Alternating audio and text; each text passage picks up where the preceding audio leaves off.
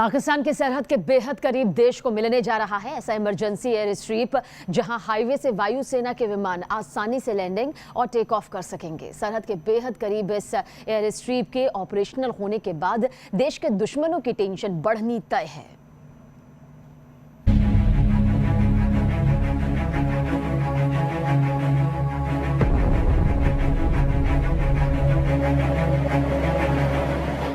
Border पर मचेगा गदर, हिल जाएंगे दुश्मनों के दिल जब हाईवे पर दहाड़ते हुए उतरेगा वायुसेना का फाइटर जेट।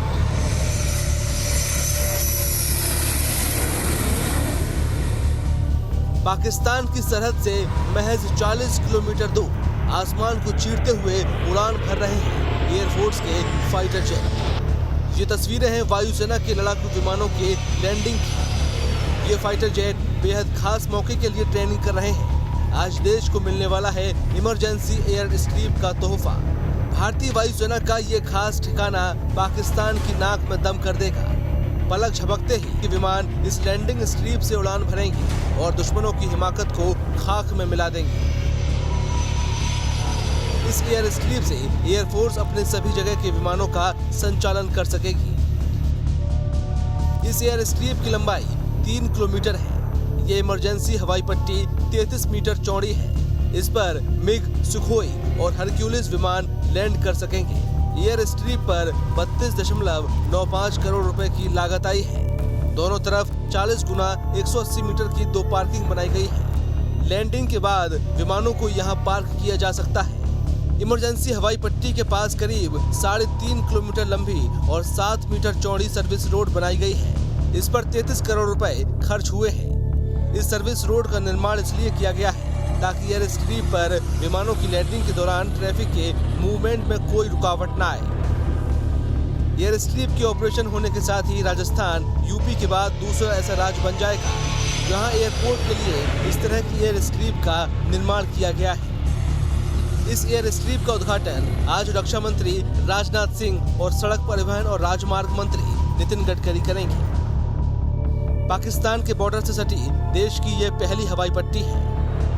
भारतमाला प्रोजेक्ट के तहत जालोर के करीब नेशनल हाईवे 925A पर वायुसेना का टच एंड गो ऑपरेशन है। यहाँ करीब 1.5 घंटे तक एयरफोर्स के सुखोई Su-30, मिग और जगुआर जैसे लड़ाकू विमान तेज गर्जना के साथ लैंडिंग करेंगे और उड़ान भरेंगे। पाकिस्तान की सरहद के करीब आज आसमान में एयरफोर्स के फाइटर जेट की गर्जना से देश के दुश्मनों का दिल दहल जाएगा। वायुसेना को इस्तेमाल के लिए औपचारिक तौर पर सौंपे जाने के बाद इस एयर स्ट्रिप से एयरफोर्स की ताकत कई गुना बढ़ जाएगी। भारतीय वायुसेना पाकिस्तान के सीने पर चढ़कर वार कर सकेगी और सर्जिकल स्ट्राइक जैसे ऑपरेशन को भी आसानी से अंजाम दे सकेगी।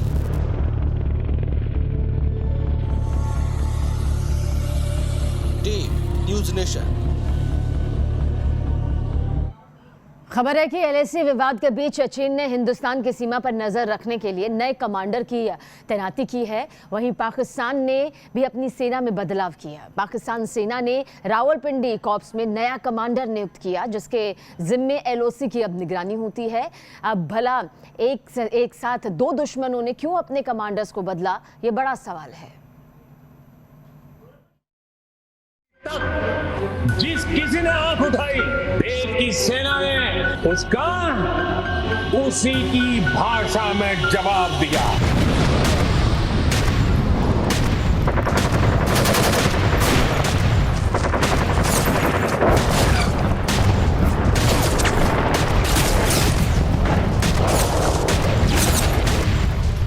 ये नया हिंदुस्तान है जो ईंट का जवाब बारूद से देना जानता है। LAC हो या फिर LAC, हर मोर्चे पर हिंद के रणबांकुरों ने दुश्मन के दांत खट्टे किए हैं। हर नापाक चाल को चकनाचूर किया है। हिंदुस्तान के इसी पराक्रम से घुटनों के बल आ चुका दुश्मन एक बार फिर से फन उठाने की कोशिश कर रहा है। इस बार चीन और पाकिस्तान एक साथ सरहद पर बारूदी जाल बिछाता नजर आ रहा है। खबर है कि चीन के राष्ट्रपति शी जिनपिंग ने हिंदुस्तान के साथ लगने वाली सीमाओं पर निगरानी रखने वाली पीएलए की वेस्टर्न थिएटर कमांड के कमांडर को बदल दिया है। जिनपिंग ने एक समारोह में 5 वरिष्ठ सैन्य अधिकारियों को जनरल के पद पर नियुक्त किया है, जिसके बाद अब वेस्टर्न थिएटर कमांडर की जिम्मेदारी जनरल बांग हेजियांग को सौंपी गई है।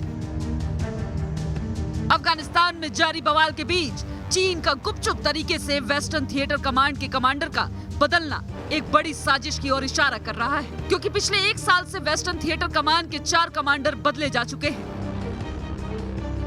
आखिर ड्रैगन का इरादा क्या है? भारत सीमा पर इतनी जल्दी कमांडर क्यों बदल रहा है चीन? 9 महीने में तीसरे जनरल को तैनात करने के पीछे मकसद क्या है? चीन की पीपुल्स लिबरेशन आर्मी की वेस्टर्न कमांड का मुख्यालय तिब्बत में मौजूद है। चीनी सेना की यही कमांड भारत के लद्दाख से लेकर अरुणाचल प्रदेश तक फैले एलएसी पर तैनात है। पिछले 9 महीने में ये तीसरा मौका है जब चीन को अपने वेस्टर्न थिएटर कमांड को बदलना पड़ा है। आतंकवाद से हम पिछले 30 साल से लड़ ही रहे हैं, जिसमें हमें महारत हासिल है। हम उनको चूहों की तरह पकड़ के मारते हैं, ये पूरी दुनिया को पता है। इसलिए भारत को ज़्यादा चिंता नहीं करनी चाहिए, सिर्फ अपनी तैयारी रखनी चाहिए, अपने इंटेलिजेंस नेटवर्क को पक्का बनाना चाहिए ताकि कोई भी सूचना मिलती है उसके ऊपर तुरंत कार्रवाई हो। अभी तक चीनी सेना के वेस्टर्न थिएटर कमांड के कमांडर की जिम्मेदारी जनरल शू क्यूलिंग संभाल रहे थे। जून में इस पद पर जनरल शू क्यूलिंग को तैनात किया गया था। उनसे पहले दिसंबर 2020 में जनरल झांग जुडोंग को कमांडर बनाया गया था। रिपोर्ट में ये नहीं बताया गया है कि शू क्यूलिंग का ट्रांसफर कहां किया गया है या फिर उन्हें कौन सी नई जिम्मेदारी सौंपी गई है। माना जा रहा है कि चीनी राष्ट्रपति शी जिनपिंग पूर्वी लद्दाख से सटी एलएसी पर चल रही परिस्थितियों को लेकर नाखुश हैं। यही वजह है कि जब से पूर्वी लद्दाख से सटी एलएसी पर भारत से तनाव शुरू हुआ है, चीन ने 4 कमांडर्स को बदल दिया है। आपको बता दें कि पूर्वी लद्दाख सेक्टर में भारत और चीन के बीच करीब 1.5 साल से स्टैंड ऑफ की स्थिति बनी हुई है। कई दौर की वार्ताओं के बाद भी दोनों देश किसी समझौते पर नहीं पहुंच सके हैं। इसी बीच चीनी राष्ट्र शी जिनपिंग का जनरल बांग हेजियांग पर भरोसा एक नई साजिश का हिस्सा हो सकता है।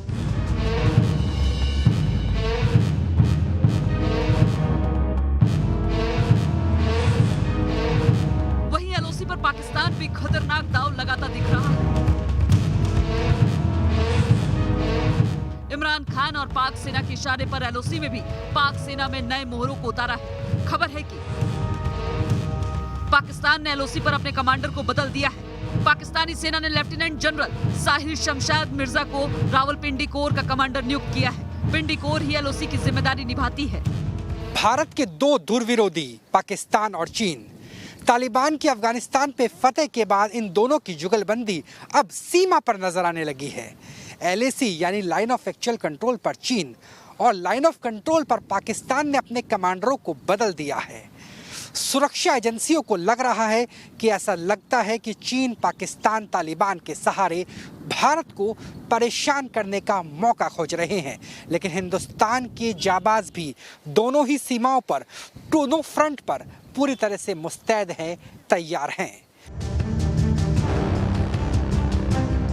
सरहद पर चीन और पाकिस्तान की सेना में हुई फेरबदल और नए कमांडरों की तैनाती महज इत्तेफाक है या फिर साजिशों का नया चक्रव्यूह, ये सोचने वाली बात है। फिलहाल भारत हर हलचल पर नजर बनाए हुए है। भारत को पता है कि कैसे दुश्मन को कुचला जाता है।